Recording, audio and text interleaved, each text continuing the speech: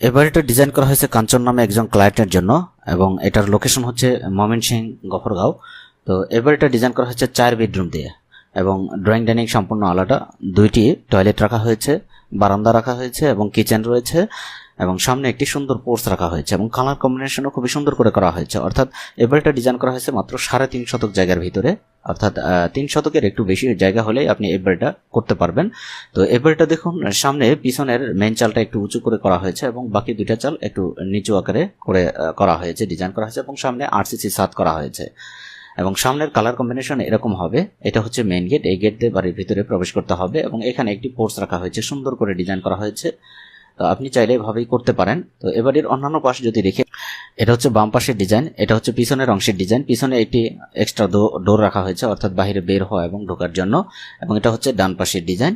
তো এটার বাড়িটার কালার কম্বিনেশন কেমন হয়েছে অবশ্যই কমেন্টস করে জানিয়ে দেবেন। সামনে দেখুন, পোর্চের সামনে এই 2টা কলাম সুন্দর করে ডিজাইন করা হয়েছে গ্রুপ করে, আপনি চাইলে এভাবেই করতে পারেন।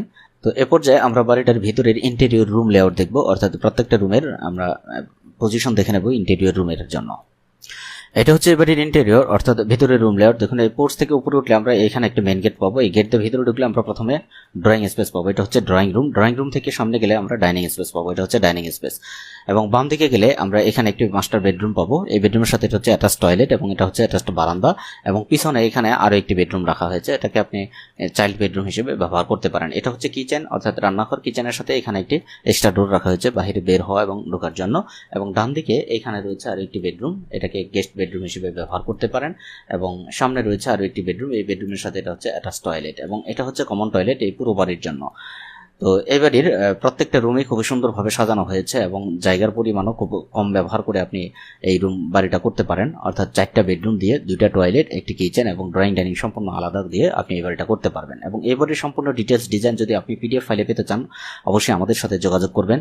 প্রত্যেকটা ডিজাইন আমরা আপনাকে পিডিএফ ফাইলে দিয়ে দেবো অল্প কিছু চার্জের বিনিময়ে।